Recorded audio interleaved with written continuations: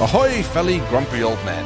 And welcome aboard the Joy of Trek, a stubborn podcast exploring the metaphors and similes of Star Trek. All of it. I'm Cocky. I'm Kay. And trying to pawn off self-sealing stem bolts is your chief engineer, Greg. Together, we're on a mission through the farms of Star Trek to find the energy source in every moon and the excellence in every episode.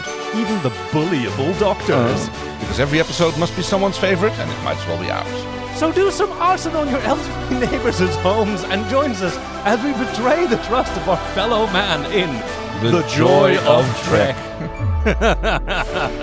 Hello, good listeners. Welcome. Hello, everyone, and welcome to another cheerful Star Trek episode.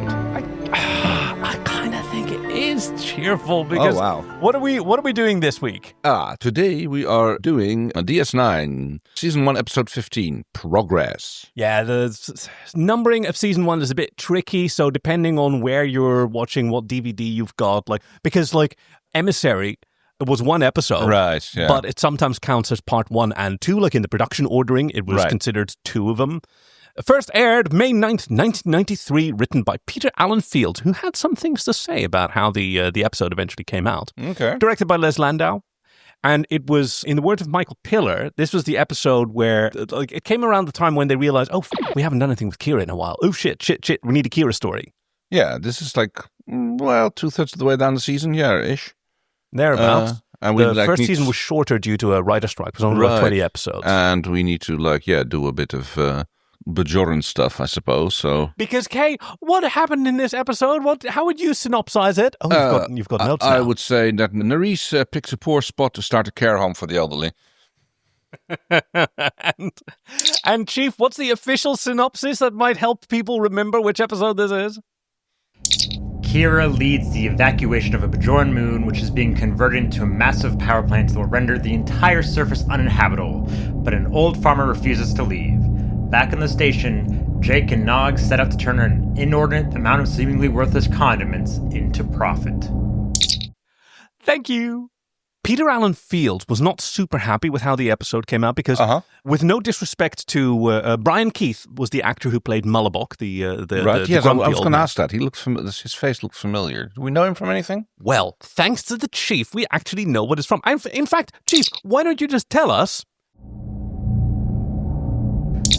Okay, so Mullibrook was in a bunch of stuff. He was in the original Parent Trap in 1961. He was Uncle Ben, the 90s animated Spider-Man TV show, which I watched recently, which was pretty cool. He was in Young Guns with the members of the Brat Pack. He was in 60s Fugitive, as well as Alfred Hitchcock Presents, as well as the Alfred Hitchcock Hour. Now, another cool thing is that the Lesbian captain, the one that Jake and Nog get the stem bolts from, is played by Lonzak from Captain Proton, who's also in a bunch of stuff like Darkman, Dragnet, Naked Gun, X-Files, MacGyver, Knight Rider, Charlie's Angels, just a ton of stuff. But it's cool because he's Lonzak from Captain Proton. Hell yeah. So Peter Allen Fields, the writer, felt that Brian Keith was way, way too sympathetic. He thought he was a great actor. Yeah. But he'd written Mullibok to be much more manipulative, to actually be a challenge for Kira to overcome. Right. And now it was Kira just overcoming the challenge of realizing what side of the equation she's on. But she didn't have an adversary who was playing her. Fair. I mean, they tried to throw that in a little bit at especially at the beginning, but that's basically only the opening salvos. Yeah, and then you go, that's just part of his charm. Well, yes, as in bad luck is also luck. Yeah, as the luck of the Irish discussion. And then the other part of the story is, of course, Jake and Nog, the No Jake consortium. Oh yes, absolutely. So yeah, I mean that's pretty much sums up what the internet seemed to think about it. Oh yeah, Do Reviews gave it a 4 out of 4 and praised the character development for Kira and Nerys. Yeah, that was excellent. 2018 Sci-Fi recommended the episodes for its abbreviated watch guide for Nerys as well. They note how the former resistant leader turned diplomat must struggle with her emotions and sense of duty. And in 2019, Screen Rant ranted this as the top best 10 episodes for Nog. Yeah. Now, Aaron Eisenberg was worried about this one because he had the fake teeth in. Oh, right, yes. And so it took him ages to be able to get to, self-sealing stem bolts to get that out right. Oh, God, yes. I can imagine that would be tricky to say. Right? And so after, take 19... So, yeah. And he's a young actor, and he was not established in this role, and like they're going to fire me and like get somebody, like this taking too long. Because self-sealing stem bolts. And then he finally got it right. Yeah. And then Jake flubbed his line, and they had to throw the take out as well. But aren't they going to, like, weren't they doing, what's it called, aftermarket pickups in... ADR. That's the one, yeah. Yeah, but you still want to get it right on the set. Sure. And, like, if the director isn't happy with it, then you do it again. You do it again until they're happy with it. Yeah, no, I get that. Yeah. I'm sort of reminded of, there was a really excellent rendition of the Argentinian musical piece called the Misa Criolla. I'm familiar with it. Is it Argentinian? I thought it was Spanish.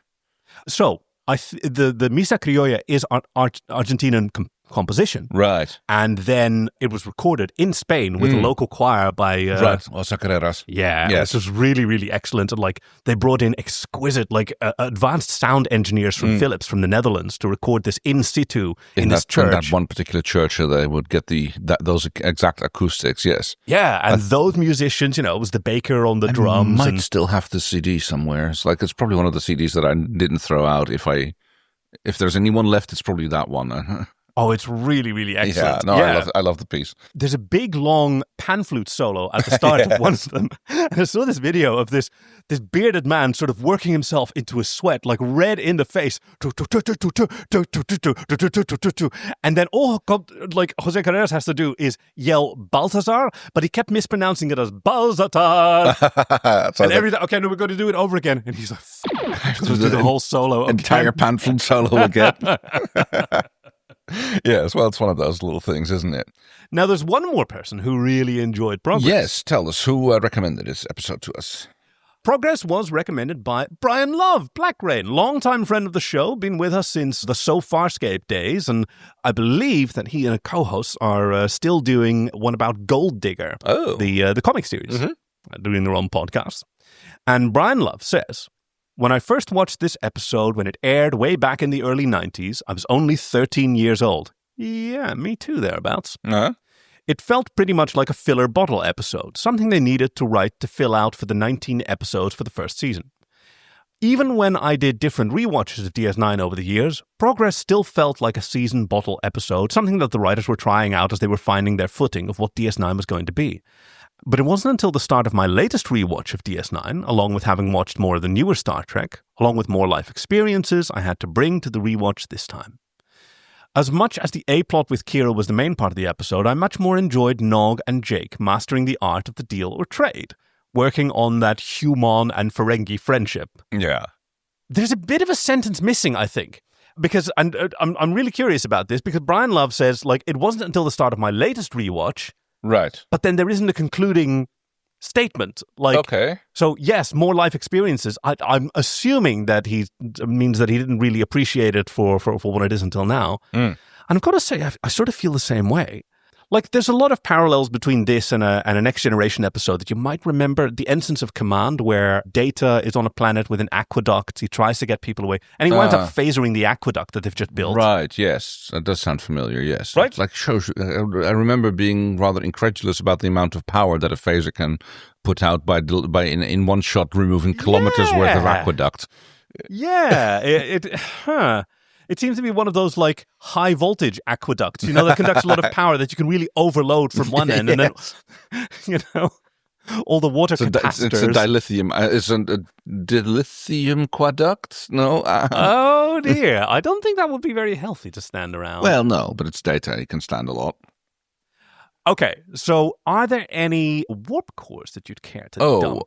I say we eject the warp core. I don't think so. I mean, if anything, I would have like the blatant sexist nature of, what's his name again? Mullibok. But that was an act anyway, so that's deliberate antagonism. Exactly, yeah. That's deliberate antagonism, so I wouldn't say that counts. Yeah. So no, I don't think I have any warp cores.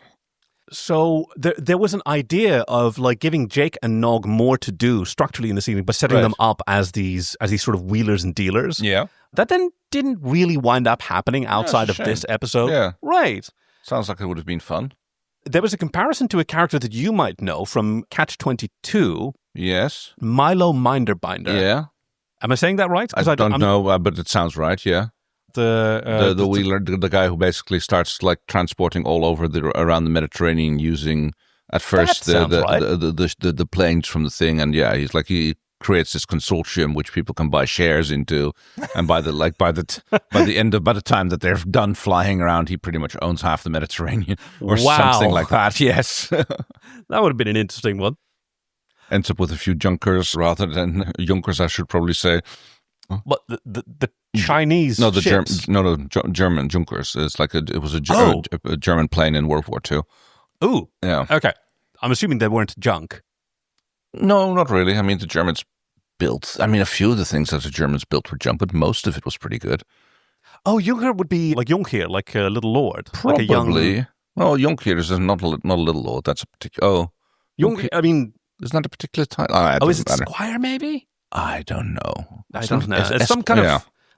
Esquire is lawyers. Yes, it is right. Oh, okay. Yeah. No, let's just... No. Let's save the tangents for later. Yeah, sorry, I was... Accessing. There we go. Yeah, there you go.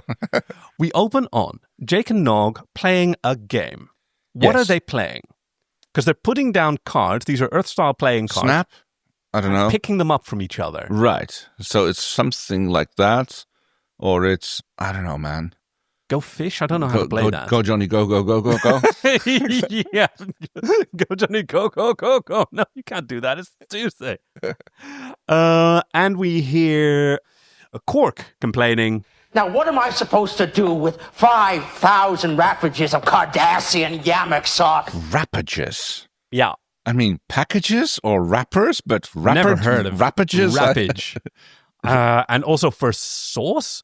I mean, maybe they're the little... What are they called? The little sachets that you get. Little bouillon cubes, or you could have like something like a thick paste, like you get like tamarind paste, which you then heat with water, and then you strain out the tamarind, and you just use the juice as a sauce. I mean, it seems like a plausible way to transport and sell sauce. Yeah, saves on transporting the water. Exactly.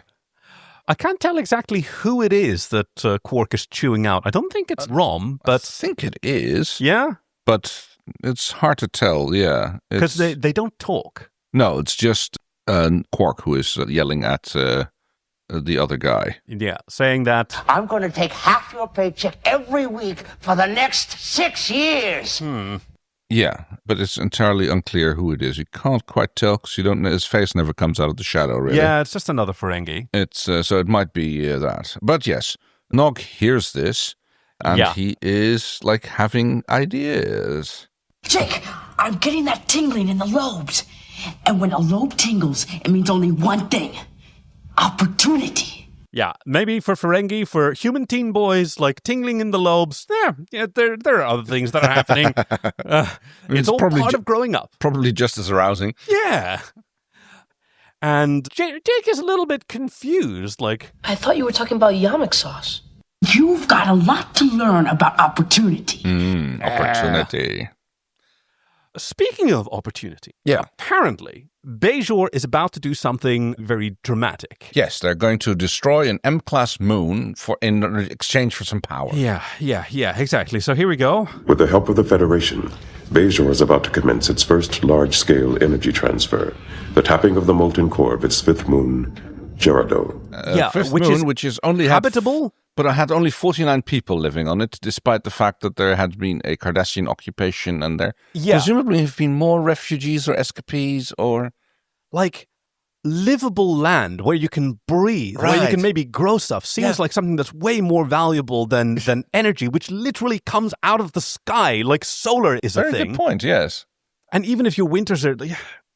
Ooh! Oh, no, actually, what have I got? Here we go. What if Bajor itself doesn't have a molten core?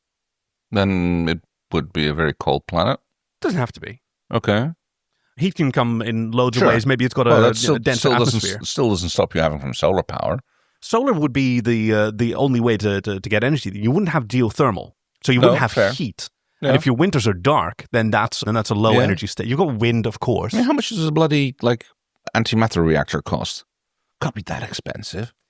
I don't know that you'd necessarily want those on your planet, but then again, this isn't on the planet either. This is a large-scale energy transfer. Also, how are you transferring the energy from the moon I know, right? But yes, it's going to produce a lot of, just go with it. Apparently we're sacrificing the habitability of an entire moon. Yes. I wouldn't call it a warp core, but it's definitely something that I'm just like, bit of a plot hole. I mean, I don't know. This is post-occupation, like just post-occupation. Yeah. I think like I can totally imagine a room where this has been discussed. Like, yeah, we absolutely don't want to do that, but otherwise 10,000 people are going to freeze to death in the next winter. Yeah. So is it going to cost us a moon that will take us a generation to clean up, or 10,000 people freeze to death next winter? You think you can evacuate 10,000 people to that moon, which is apparently nice enough for it? That's a really good point, actually. Wait, hold on. Why not move the moon is warm. It's got a molten core. I know, right? Anyway. Well, if we find out what Bajorans are like. So there's this Bajoran Pencil functionary. pusher, yeah. Yeah, who... why is that red light blinking? Yeah, don't worry about it. And... Minister Turan, these people are Oh, professionals. yes, he's a minister, of course. Yeah.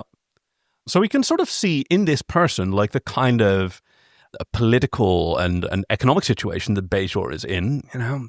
These ministerial positions aren't being filled by people with a lot of experience. Yeah. Because the only people with experience were collaborators, and... Fair point, yes. Those don't tend to wind up in the provisional government. Not usually, no. They're lucky if they wind up alive. Meanwhile, Dax and Reed are failing the Bechdel test. Meanwhile, Kira actually has to leave. Oh, yeah, fair point. You're right, yes. The Bechdel test, famously a thought experiment, not an actual test, just to make people aware of the kind of lines that representation that women get in cinema. And the test is, or actually, you mentioned it. It's basically if a piece of fiction has two female characters in it who talk about something else than a man. Yeah. Just to confront you with like when there are female characters in a show, they very rarely get to talk to each other. And when they do, it's almost always in reference to some man. Right. Mind you, there are some very feminine bodies of work which also fail the Bechdel test, but Gravity being one of them. Really? Yeah, I don't think there's more than one female character in Gravity. Oh, like or if so. If they die in the first 10 minutes. Yep. So they're doing a scan while Dax is talking about... Anyway, so there I was, sitting in Quarks, when Morn just comes over to me and invites me for dinner. It's like it's incredulous looks from Kira. Yeah, as they're doing a life scan of this moon, and she said she was busy, but you know those 7 or 8 little wiry hairs that come out of his forehead. Yeah, they make him look kind of cute. Yeah, but they find something. Oh no, there's life signs on the planet. Yes. It can't be one of the thermologists because they're not in the sector. And Kira decides, you know what? I'll just go check it out. Yeah, fair enough. Ready to transport. I won't be long. Everybody should be transported out of there, but let's just go check it out. And she is met with a hoe and a pike. They have names. Well, yeah. Hey, nice top. Yeah, thanks. I have a name, you know. Yeah. Yes, she finds herself in this idyllic little scene, an indoor farm. You know, it's one of the indoor sets, but lit like it's sunlight. And there are these farmers who come at her with farming equipment. Yep. These were the days when you could have a cold open to a Star Trek episode with nothing happening. I suppose, yeah. Nothing happening. It's fine. I mean, like, we leave Kira in a threatened situation. Oh, no. Yeah. Whatever is going to happen. Which is that the owner of this home comes out. It's a crotchety old man who says... problem is they don't like uniforms. And Kira... I really appreciate Kira in this. Like this is where we get to know her in her own element. Right. Talking to other members of her culture. Because she says... Neither do I, but it comes with the job. Yeah, so let me get this straight. She is... We've talked about this before, but it's like it's always kind of vaguely defined. Like, she is a Bajoran lieutenant. Major, even. Major, that was it, yeah. But in the Bajoran militia. And she is stationed at Deep Space Nine, which is run by the Federation, but she is the second in command. Yes. So she's a liaison or something? That's literally her title, yeah. Right. So, like, the sort of deal is the Bajorans probably don't have, like, the resources, expertise, or, like, trade agreements yet in order to operate a trading hub with other species. The Federation does. So they're willing to install, like, we'll provide the staffing and... and then you guys have the run the show, which also means that you have the firepower of the Federation behind you in case somebody shows up and goes like... Yeah. Yeah. And then Bajor goes, okay, so fine, then you have a military presence within our system. Well, that requires us to have a say in the chain of command and some staffing. So it's tricky. I sort of imagine it like, there's lots of examples of like American military operating military like airfields and such. But don't think that the locals get a say in like have a member on staff there. Imagine if they've been contracted to run a commercial airport, which I think you get BlackRock at that point. What is that? It's basically Wagner. It's basically the Americans Wagner. The PMC, the private military. Blackwater, isn't it? You're right. Well, you're right. BlackRock is an investment company. Also pretty shady, dodgy. but And it's this old Bajoran man, and I've always. The sort of haircuts and like there's something very classic to the haircuts the Bajorans get. Yes. They're all these brill creamed 1950s chic kind of. I mean, we see Odo wearing that particular hairstyle. Yeah. Since he modeled himself after the Bajoran scientists that raised him or investigated him or whatever you want to call it. And Bajoran women also often have 1950s American hairstyles. Yeah. So it's kind of it's an interesting look. But this man turns out to live here, and Kira informs him. You know you were supposed to be out of here by now. All I know is this farm girl. Now you want proof, just look at my crop. And... I'd rather you didn't call me girl. Yeah. Well, that's going to keep happening for a while. So he invites her to supper, and basically he goes, I'm not going to talk to you unless you stay for supper. Yeah. And this is where I can really see Peter Allen Fields' point, because this is him like manipulating her and creating social friction where, yes, if I want to get on this person's good side, then they've just communicated what they need from me. And they've given me an opportunity to be courteous and an opportunity to be discourteous by refusing a meal. At the same time, yes. Very good point, yeah. And meanwhile on the station... Yes, Nog has managed to find a captain of a Lysipian cargo ship who does a lot of trading with Cardassians, and since Yamak sauce is a favorite among of the Cardassians, they figure that's a good place to go and try to hawk our Yamak sauce to. He's an interesting alien design, this guy. Like he's vaguely reptiloid, like he's got a very plain green face, but a very elongated head. And chin. Well, kind of chin as well, yeah. I mean, he's got a bit of a double chin, but not in the usual way you'd expect that. Yeah, he seems to have a chin under his nose and then one under his bottom lip as well. Yes, I mean, the chin kind of looks more like a beard, but yeah. Yeah, it kind of has that silhouette and little ears way back, and he's got this cool outfit. I'll give you 100 gross of self-sealing stem bolts. Some Bajoran ordered them from me, and now he can't pay. Yes, and he's eager to get rid of it, and so he's not willing to give them the 5 bars of gold-pressed latinum that they're asking for 5,000 rapages of Yamak sauce. Rapages, because... That's a lot of latinum. That's a lot of Yamak sauce. Yeah, a line we're going to get a lot. He says, okay, we don't... Look, I'm not carrying any latinum, but I'll tell you what I'll do. I'll trade you something for it. Yes, 100 gross of self-sealing stem bolts. So that you won't find a better stem bolt in this sector. So that is 144,000 self-sealing stem bolts. No, 14,400. Yeah, you're right. Yes, that sounds like a modem. Yeah, it does. It sounds like a magazine about hackers. No, you're absolutely right. So we know the exchange rate now. That it's about 1 to 3. 1 rapage of Yamak sauce is worth a little less than 3 self-sealing stem bolts, is what this guy thinks. No, way more. Because there's 5,000 wrappers. Oh, yeah, versus you're right. almost 15,000. Yes. We still don't know what a self-sealing stem bolt is. No one does. Well. But now that the deal is sealed and they're going to make the transfer. Well, it takes a little bit convincing. Jake has to convince that Nog that like trading is better because like Nog is like we deal strictly in latinum.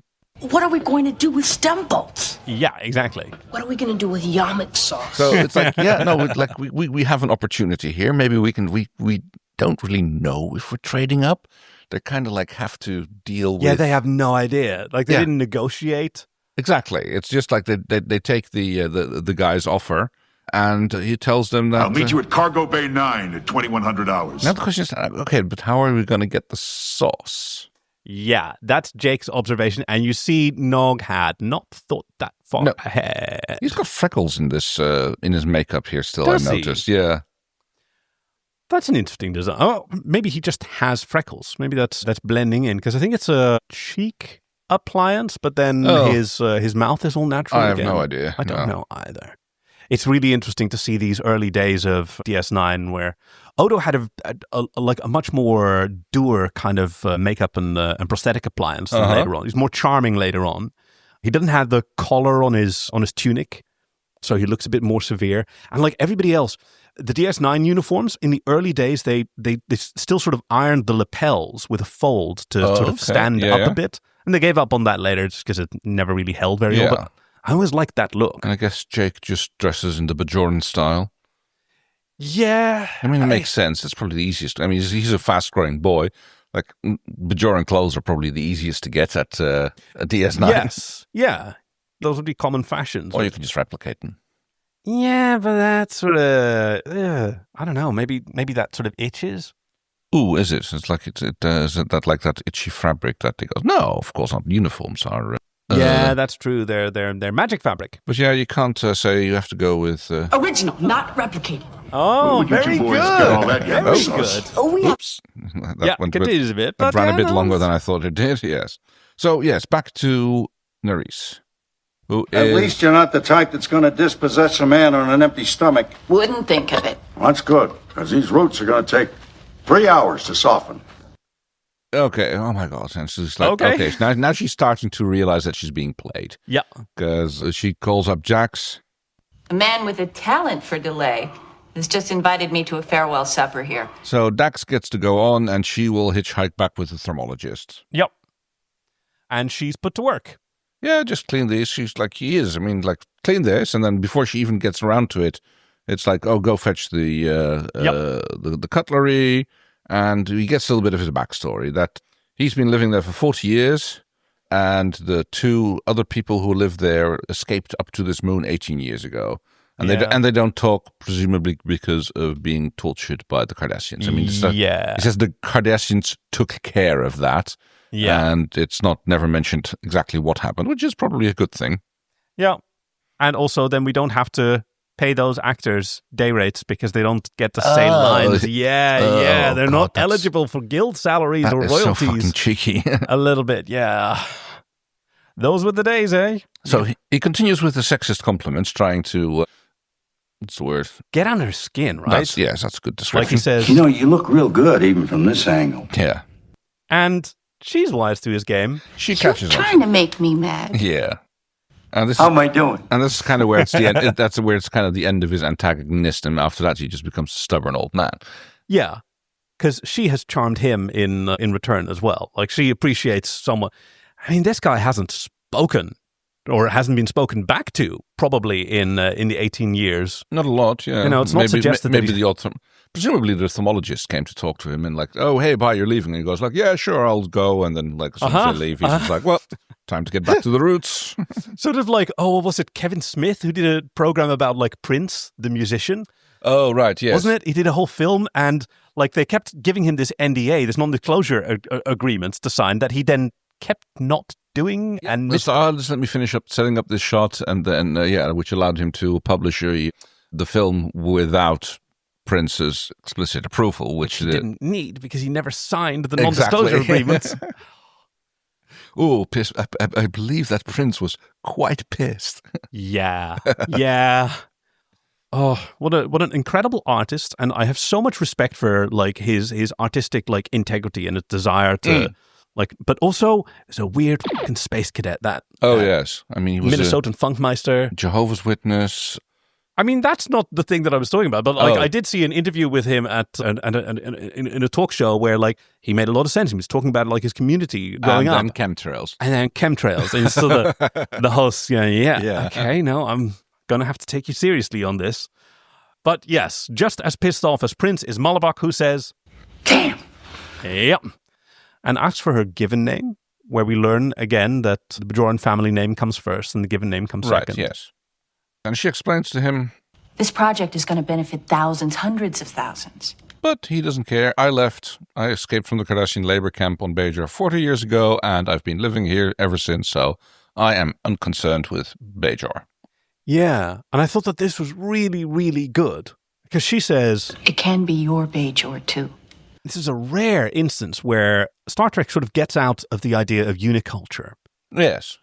Right? Because there's always a dominant culture and everyone follows these principles. Every Klingon is honorable and you've just set up an archetype and you know that everyone's going to fulfill it. Every planet has one climate and one social set of social norms and culture. That's the word I was looking for. Either one or two that are in direct conflict with each other, which is solved by the end of the episode, versus mountain or lake. Yeah, very good callback to Voyager's blink of an eye. Yeah. But here is someone who went through the same trauma that she did. Right? He also suffered the occupation of Cardassians and even imprisonment, but he came to a different conclusion. He didn't rally to Bajor as the motherland. He found a place here. He is the holdout, and my life is here, and if I leave, I'll die. So I'd rather die here.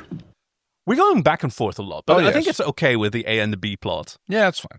So Nog cunningly manages to manipulate Quark into giving him permission to deal with the Yamak sauce. Yeah, and he does it very cunningly, much like Malabok did, because he starts off with... I was trying to find some storage space for the shipment of low-carb beans that are due in tomorrow. And he suggests stacking it on top of the... Yamak sauce. If I can reach that high... Oh, don't get me started. Don't talk about Yamak sauce. And he goes, Do you want me to get rid of it? I could take it to the matter reclamation unit. Anything. Just get it out of my sight. Yep, yay! Which is yay, permission. Yay! And also... Nog, you're a good boy. Aww. Yeah. And validation. While you're stabbing your uncle in the back because you're effectively stealing something from him that you've already sold. This is Ferengi culture. culture, and he'd be proud. He is in fact proud. I was going to say, this is oh, you did me good on that one. It's then he probably wants a cut, but Yeah. Over dinner, Malabok spins what we in the Netherlands call a monkey sandwich. I stowed away aboard a Cardassian survey vessel, which was making stops all through the Bajoran system. They were looking for possible mining sites. Anyway, when we got here to Gerardo, I overpowered the crew, and I stole whatever I'd need to start building a life here.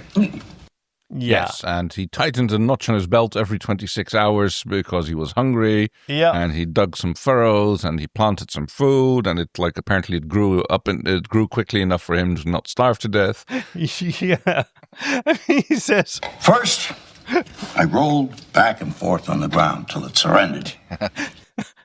And Kira is, as much as she tries to resist. You asked me to tell you how I got started here, which I'm very politely trying to do. Now, will you kind of let me finish? I assume you found some food before you ran out of belt notches. Are you telling a story or mine? Yeah. Classic raconteur. So raconteur is the French word for a teller of stories, raconter. Right. Yeah. Billy Connolly, the brilliant Scottish comedian and banjo player, one of his comedy tours was called Raconteur. But yes, he manages to steer her mind a little bit, and then after she tells him about how Bajor was conquered, he goes oh, that must have been fun. And she's like, what? It wasn't fun. We were fighting. I was like, oh, so you do understand. Yeah. Because he asked, how'd you beat him then? Well, we beat them because we hung on like fanatics. And there she's comes the realization, I was like, oh, hung on like fanatics. Oh, that's... Gotta remember that one. So he's playing her quite carefully. There's a little bit reminiscing about building a kiln This is like the story about like the samurai and the plums. It's like, no, they're bad for me. It's like he knows that he's like not going to, that one way or the other, he's never going to use that kiln, but he's still bent on finishing it. Yeah, that's right. And Kira... I appreciate you're trying to hang on here. And he plays the card from before, like relating his experience to hers, because that's something that means a lot to her. The Cardassians probably told you didn't stand a chance either. And she didn't surrender. Yeah. So why would you expect me to? Yep. Jake and Nog are looking at stem bolts. Yep. Now, self-sealing stem bolts. The work that went into like producing all these props, like presumably only one of them actually sort of ejects. Yeah, the rest is is probably just like vacuum formed or something. He's still got to make a whole bunch of them because there's 100 or so, and they're all differently painted. Something like that. Yeah. What's important is that it's top grade merchandise. I love how Nog is already starting to like make his sales pitch. It's like, I can't, not the best. You've never seen one before. The best ones in the sector. Yeah, but they're just parroting what the captain told them. Yes. They're like, okay, yeah, so this works before. When they're interrupted by Brian-O. Yep. Who... Will you do me a favor and tell your uncle we're getting a little weary of him bypassing import procedures. Mm-hmm. I.e. smuggling. Yeah, that's a very polite way to discuss it. Yeah, I'm sure that this is what Worf later on would complain about, like how loose things are on the ship. Oh, yeah. You let someone smuggle? Yeah, only like a little bit. 6 times. Yeah. And then we have a conversation with it. And like, I promise, this is the last smuggling I'm ever going to do this month, probably. So Nog and Jake try to get Brian-O to tell them what a self-sealing stem bolt is. Yeah. And I'm still not sure if he's playing them or if he actually has if it's true what he's saying. Because he asks. What does he need them for? And they go, oh, the usual. Why does anybody use self-sealing stem bolts? I don't know. I've never even seen one. Then how do you know they're self-sealing? Yeah, it says on the manifest. It's like, oh. Wow. And he looks a little bit smug there, and it's like... I would have bet anything that he would have known what they were. So they're no closer. So, but I'm not, like I said, I'm not sure that he doesn't. And like, maybe... Is really? He playing them? Is he like figuring that they have no idea what it is and he's not telling them? Or does he genuinely not know? That is possible. Because, yeah, they're sort of the neighborhood scamps. Right, exactly. And you kind of want to keep them on their toes. And, like, it seems like the kind of thing that he would... maybe he well knows what they're for. And it's like better not tell them because this could be trouble. What do you think they're for? I don't know. What's a stem bolt? So a bolt I can sort of get, right? Like, that goes into 2 holes and, like, links two things together. It's a peg. Yeah. What does the stem like I said, it's do? Like... I have no idea. I mean, what even is a samoflange? What the fuck is a samoflange? Oh, deep Thundercat reference. Yes, I think that's right. I love how they brought that back in the new in the remake series. Like, apparently there's a new one as well. A new third one. Yeah, don't get too excited. Sorry, 4th one. Stylized. Was it 4? Yeah, so you've got the original. Yeah, then from the 1980s, the Thundercats. The chibi style one, and then that's the one I think I'm thinking of. And then you've got the more elaborate one with the anime, the Western anime style. Right, yes, which was really, that was amazing. Oh, there was an Ahab story, and there was the elephants and the music. Yeah, and the first couple of episodes is just like setting the scene. It's like world building, rivalry between Lion-O and Tigra. Who I think like Tigra is probably adopted, and like he's older than Lion-O. But he's adopted, and so Lion-O is still the first one in line of the succession. Yeah, it's really, really, really good. Alas, only got one season. 1 and a bit, I think, but that's where we got Brian-O. Brian-O is in Lion-O. Kira is back, and she has a job to do. She has to inform Minister Turan that there's still people on the moon. Yep. Is there anything you can offer that might make him more willing to leave? Not a thing, she says, and postponement won't help. No. And like the minister says that postponement actually isn't an option because... I refuse to allow 3 stubborn holdouts to jeopardize a project that will benefit so many of our people. And this is where she proposes again, well, if we do phased extraction, then... Yeah, but that's going to take a year. We can't wait a year for the energy to come all the way to Bajor. Yeah. Yeah. Which is that awful conversation. Like, yes, we'd love to do it the right way. We'd love to but at this moment, we need a winter's worth of heat more than we need an entire moon where people can live. And he just brings it out. But if you're not comfortable with completing this assignment, I'll find someone else who is. So Nerys goes back to the moon with 2 security officers and instructs them to go find the 2 non-speaking Bajorans. Yeah. Get their stuff from the hut that they have, and in the meantime, she is going to try to talk to Mullibok, sorry. Yeah. And she makes a point to really emphasize that. Now remember, these people were victims of the Cardassians. And to prepare them, because your security forces, you're going to do something that is against their will. Yeah. Do treat them with dignity and de-escalate. Mm-hmm. And she goes up to his hut. Actually, let's talk about the set design. Because this is all built indoors, and it's a continuous set, I think, from the living room to the outside. I think. I'm not entirely sure. Okay, yeah. Either that, or they built a little bit of garden that you can see. Because from inside, you can see that same door, and you can look out. Yeah, it's a kind of funny door, though. It's kind of like coffin lid shaped. And it hinges on one of the top short sides. And it works, I think, because there's a dude behind it holding it up and No, because the wall is diagonal. Oh. So when it falls at that hinging angle, it'll fall to essentially fall straight. I don't think it would quite work, though. I think you'd have to still push it shut. So it would You'd have to push it shut, yes. Yeah, but it falls open, yeah. It falls open. Yeah. There's a lot of sort of hexagonal shapes, I'm noticing. He disappears inside for a moment, returns moments later with a mysterious bowl with a handle on top, which turns out to be cement. Yeah. Which he starts building to continue to build his what's he call it? Kiln, that is it. It's got a... Wonder what he's been killing. Well, the prop department got a lot to do in this episode. They had to make a space hoe and a space rake and a space trowel, because everything had to be space Bajoran. Yeah. That was also their experience with, sometimes writers just do this stuff and it doesn't actually make it through the sort of whole chain of budgeting, realizing that everything that's mentioned in this scene, it can't be bought. It has to be made. Yeah, very good point. So what he's got is these hexagonal tiles, ceramic they seem to be. Why do you need to tile the outside of a kiln? Insulation? Yeah, that'd be it. Yeah. Yeah, you probably wouldn't want to fire it up. It look pretty.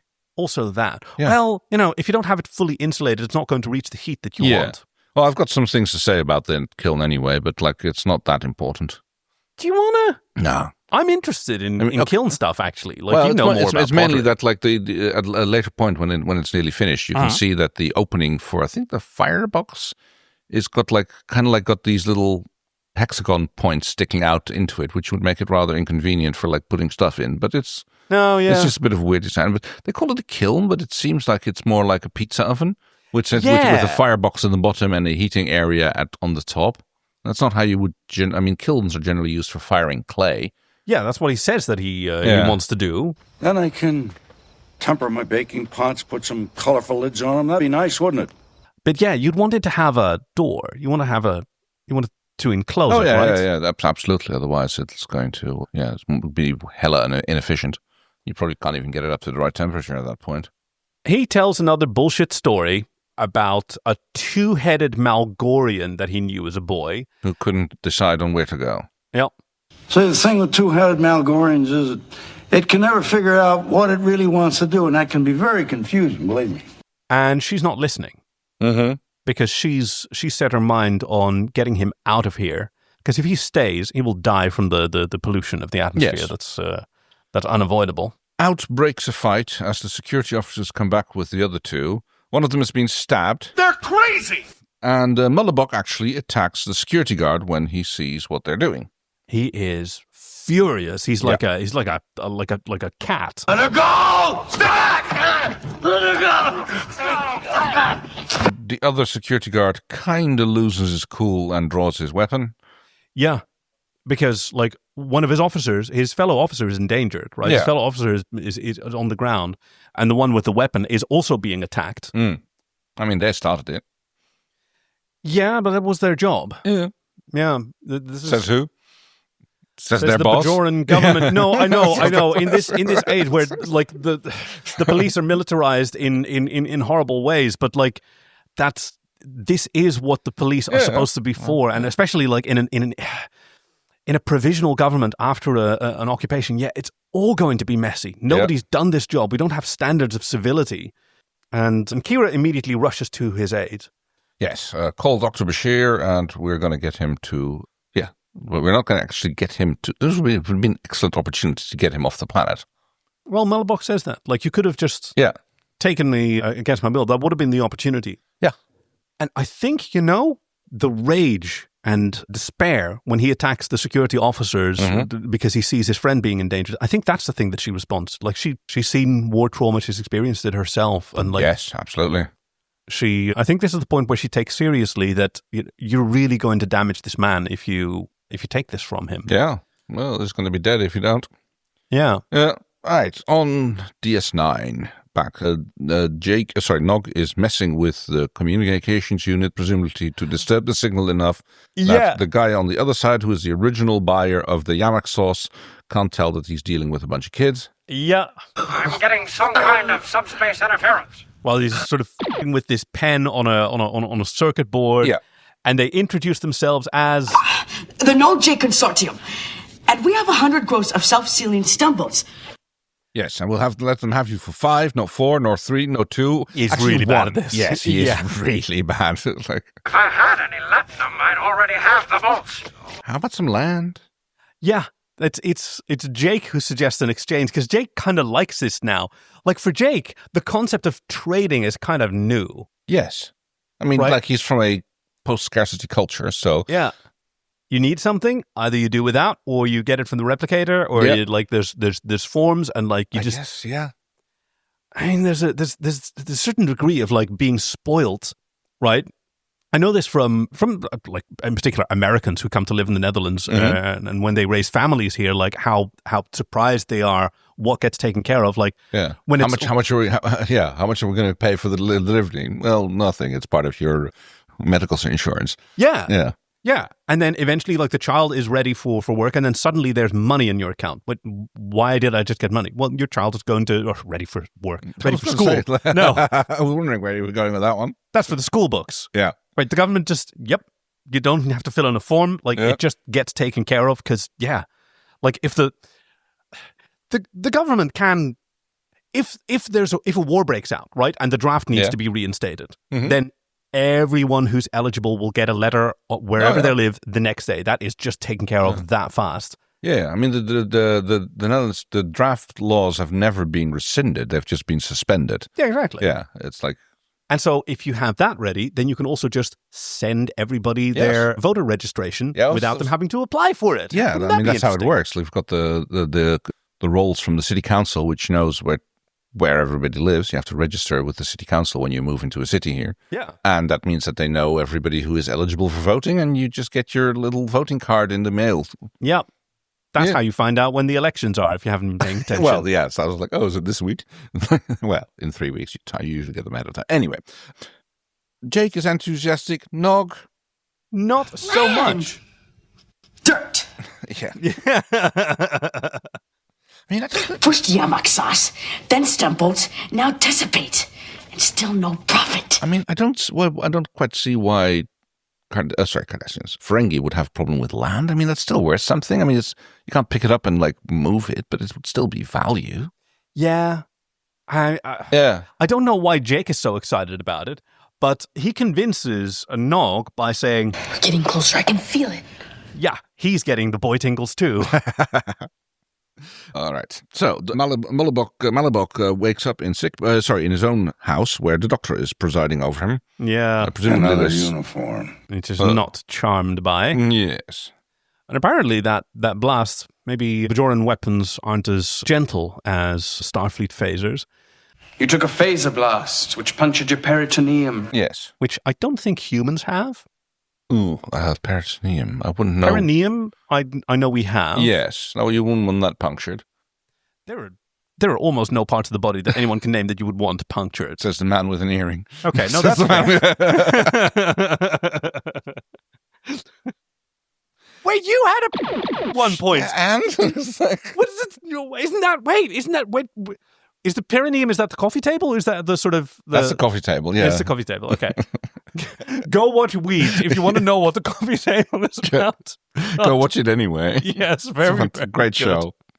But yeah, so like Julian is just kind of being stoic about it, and he's just like, yeah, whatever. It's like not my problem. Yeah, but he goes outside to talk to Kira, who's sitting there holding one of the bricks, and he says He refuses to leave. Really? because at this point she already realizes what has to be done because the doctor says he has to be cared for. He needs close attention. Yeah, and she says, no, I'll be here.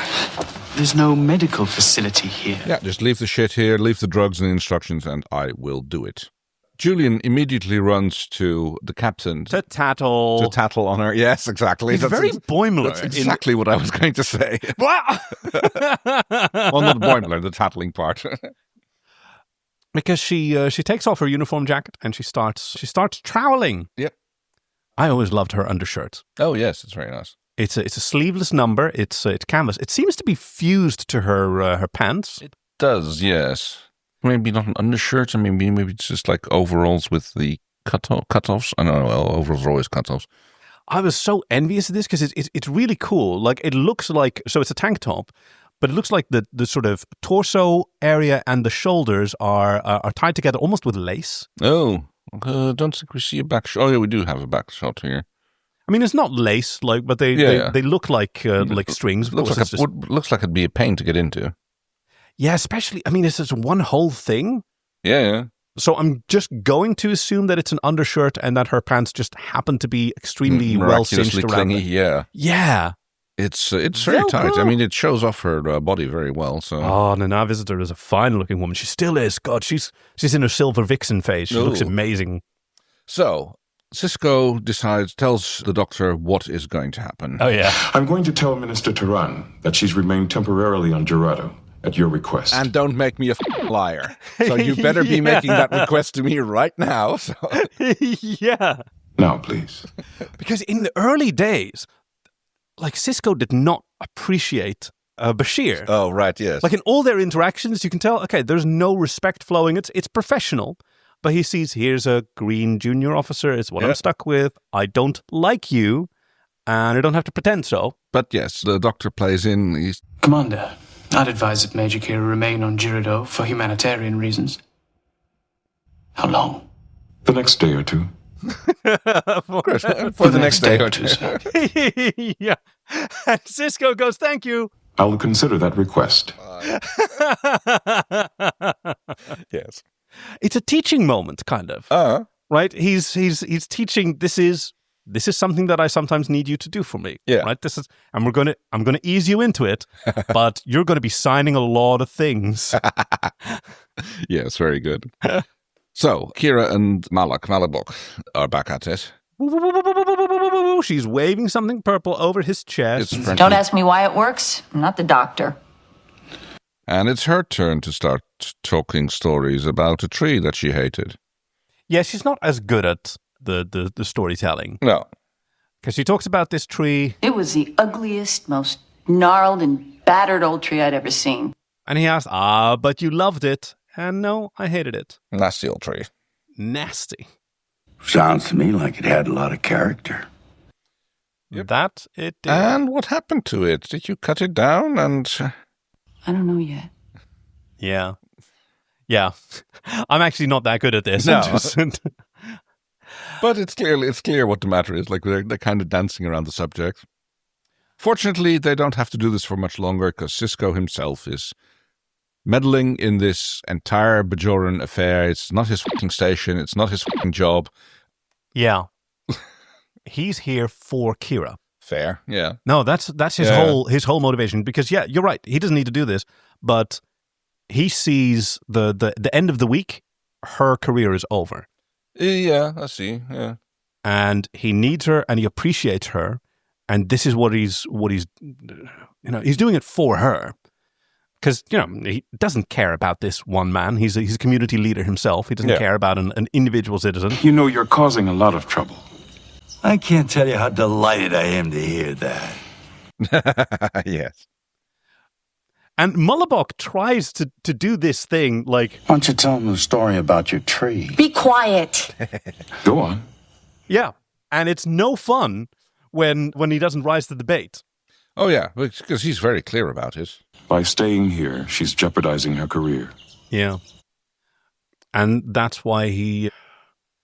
he tries a few... I do love Sisko's, when he finally gets her to like come outside and talk to her alone. I do love his comment.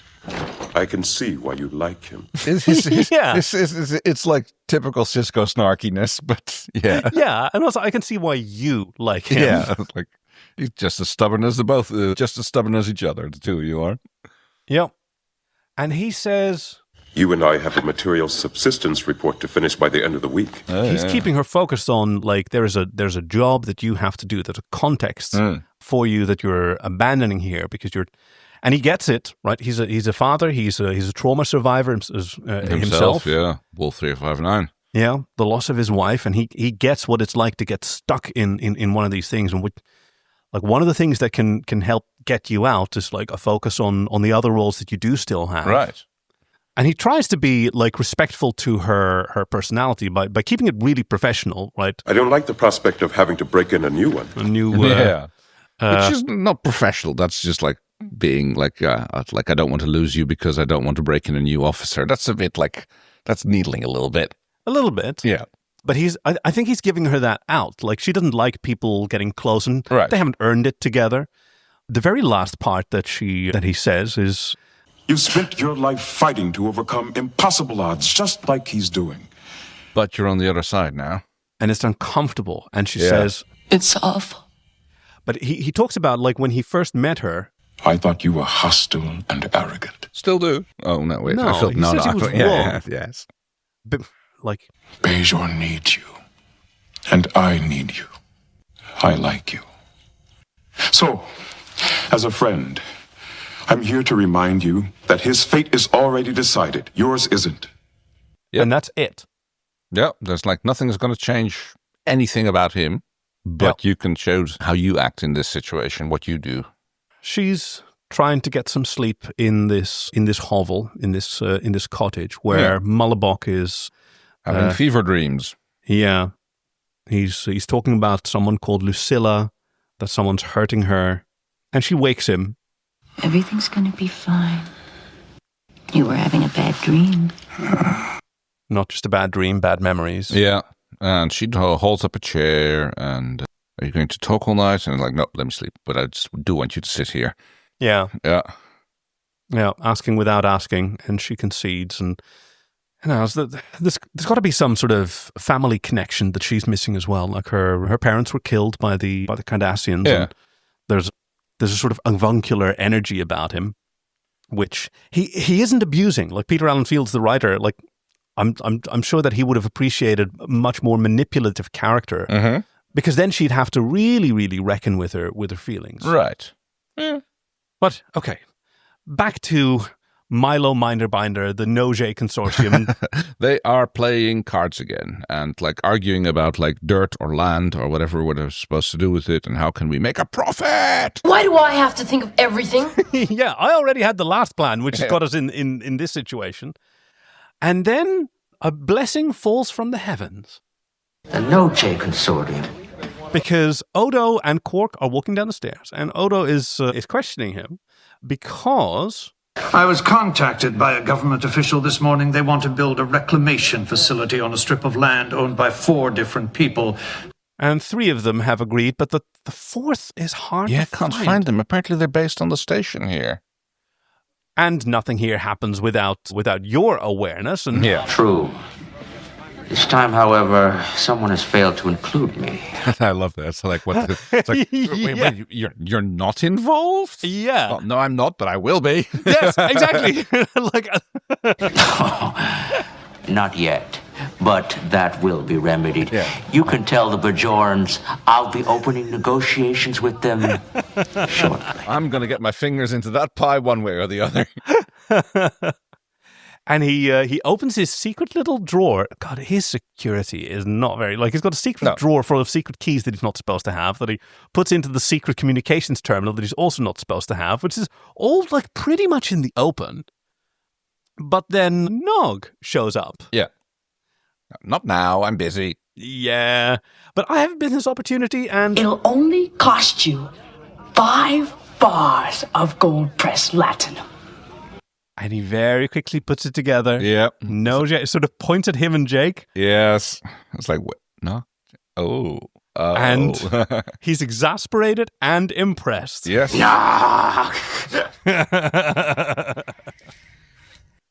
Very clever.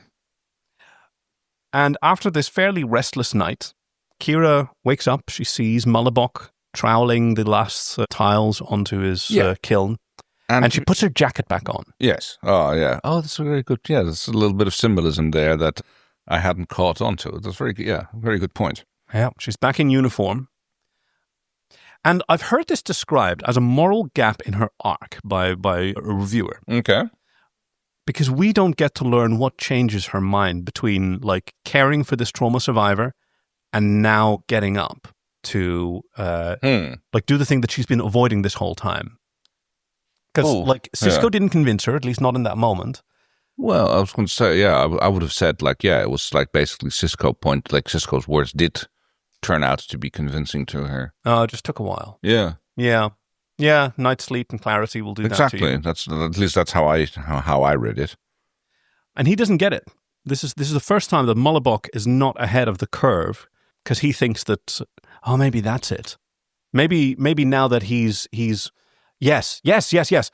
Because he sort of talked her into staying by his side, which is effectively the same as asking for help, something that he doesn't normally do. So she knows she has his trust now and his dependence, and that he does actually need someone to take care of him. And so, I think that's it. Now she knows he can depend on me, and so I can help him survive this. Yeah. Okay. Yeah. I can buy into that reading. He fires up the kiln. Here you can see what I meant with the little hexagons kind of sticking out. It'd make it really difficult to slide a pizza in and out of there. Yeah. Because for the firebox, it doesn't make much of a difference. But yeah, if anything, it keeps the ashes in. Yeah, good point. And this is live fire. Hey, in the studio. This is quite bright as well, so you can tell that this wasn't filmed outdoors, or the sunlight would be much more intense. Good point. Yeah. And she just like pops inside, grabs his go bag. Yeah, she must have packed that for him. Yeah. And she says, "You finished your work, now I have to finish mine." And he still refuses. As long as that cottage is standing, I stay here. Well, we can take care of that. She grabs a branch, sticks it in the... she shoots the kiln first. Yeah, which she helped him finish. Yeah. She set the last tile in. She destroys that, picks up a branch, and sets fire to the cottage. Also, inside the studio, lighting a fire on setting this set on fire. I'm thinking about this because that looks like an accelerant has been used. Oh, yeah. So you get one take. Nail your lines. Oh, good point, yes. Now, presumably, the lines that they say to each other, which are filmed back and forth, was under the light of a lamp and not the actual fire that was ongoing. But yeah, she lights the roof. At 3 points, she lights a window, lights the door frame, and throws the burning stick inside. And Mullibok just stands there watching powerless while this is being done to him. He accuses her of choosing her uniform over him. And the time I've spent here with you has meant so much to me. But it's over. Yeah, we need to go on. With our lives, mine and yours. And he's like, well, if you're such a good friend, prove it and kill me. Which she refuses. I mean, she just said, we need to get along with our lives. Yep. And he repeats, if I leave here, I'll die. And she says, no, you won't. I won't let you. And they beam out. And that's the end of the episode. Yep. Yay! Cheerful ending. That ends well. Cheerful ending, yes. Next time on an all-new episode of Star Trek. We have some segments to go to I know, right? I know. But yeah. That's why I didn't press the button. Fair enough. All right, so what did you think was... so fucking cool? Oh, I had a difficult time, really, with coming up on anything else than just... Oh, what's her name again? The actor who plays Kira. Nana Visitor. Her performance. I mean, that's really the only thing that I would say stands out as so fucking cool. I mean, the Mullibok's actor is also quite charming. Oh, right, yes. It does hit a little different knowing that, like, they kind of wanted him to be more manipulative. And I see that working. I see that, It would have colored the episode very differently. And made the ending, you'd probably have to tweak the ending as well at that point. Yeah. Or maybe, like, she can appreciate that. It would have been a different arc, certainly. Yeah. I like Jake and Nog. I'm going to go with the set design, like actually building a whole farm in a studio and setting it on fire. That's... Okay. This is a pretty tough logistical... I think we're good there, yeah. Let's see. So we have also, I believe, Cisco appropriately. Captain's log, supplemental. Where we talk about a deleted scene that was left on the cutting room floor. Captain's log, supplemental. Oh, that's the one. Okay, so I did it as well. Mine came through and yours came through with a huge delay. I've got to get you a cable to... Yeah, I'm not sure if that's due to the Bluetooth or just due to my iPad being a little bit aged. A little bit Mullibok. Yes, I suppose so. It didn't escape from me 40 years ago, but... It did overpower a crew of 6 Cardassians. Right, so I mean, I would have liked to see more wheeling and dealing with Jake and Nog. Like getting even deeper into the... Even weirder trades, even weird... Yeah, it would have been a great way to discover more about how does this station work. Yes, exactly. But also good missing scene would have been if they managed to get a Szechuan Yamak sauce craze started on the...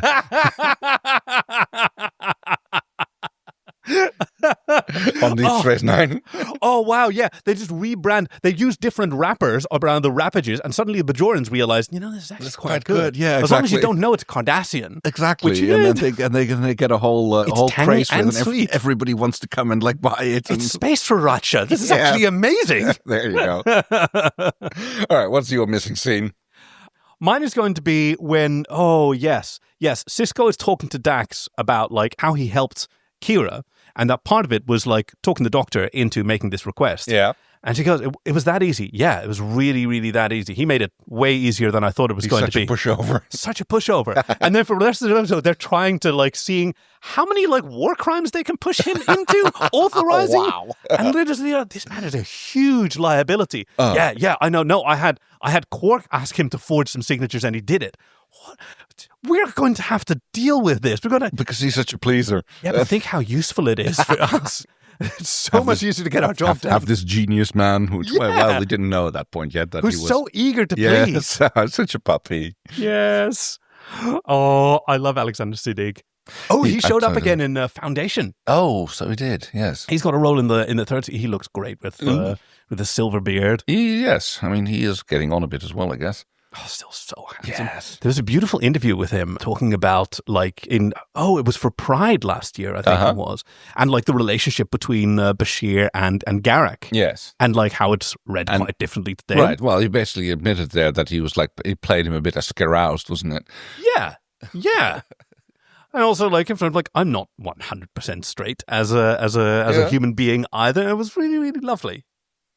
All right, so I believe we have an item coming up where the chief has led us to what's going to happen next time on an all-new episode of Star Trek. Because, next week there's going to be another story reading, Yay! And the week after that there is going to be another episode which has been recommended to us by one of our listeners. And if you would like to recommend an episode yourself, you can do so at joyoftrek.com/links, where there is a submissions page where you can tell us about an episode of Star Trek that you would like us to talk about, and also hopefully why you love that episode more than anybody else, or why it holds a specific meaning for you. Yes, much like Blackrain today. Thank you so much for recommending Progress to us. We really enjoyed seeing this early glimpse of DS9, where as Bryan Love said, it's still finding its footing.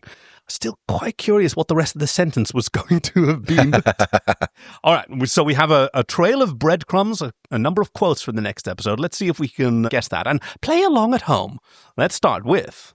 Your language has always been most difficult for me, Captain. Perhaps you have another word for it. Spock? Maybe? No, he wouldn't complain about English being a difficult language. No, he's half human. His mother spoke English. So... I'm feeling the captain. I'm feeling the Next Generation. Next Generation, yeah. Who would it be? I mean, no, not regular cast. Wouldn't I don't be think. Worf. Yeah, I was going to say it wouldn't be Worf either. He grew up in Minsk. Exactly. Well, English might be difficult in Minsk, but well, at the Romanov residence. Okay. Oh, Rozhenko. Very Rozhenko, good. that's it. Not Romanov. There's a well-known saying, or is it a myth, that Vulcans are incapable of lying. Oh. Okay. Oh, that sounds... Now we're back to Spock. Yeah. Oh. Okay, maybe he does complain about your language. Yeah. Okay, number 3. It is not a lie to keep the truth to oneself. I'm pretty sure it is. Yeah, but is it Spock from original series, from Strange New Worlds, or from Discovery? Because Next Generation he even appears as well. Oh, good point. Yeah, but I seem to have, for some reason, that line tickles me, like about Vulcans being able to lie or not. Oh, are you getting a tingle in your lobes? I'm getting Yeah, no, it's certainly like from one of the Star Trek books. I had a beautiful line. So, and Vulcans never lie. Never Spock lied. That's the one I was thinking of. Okay, so maybe that's what. Number 4. Well, you look like the devil himself, but as long as you're alive, what's it all about?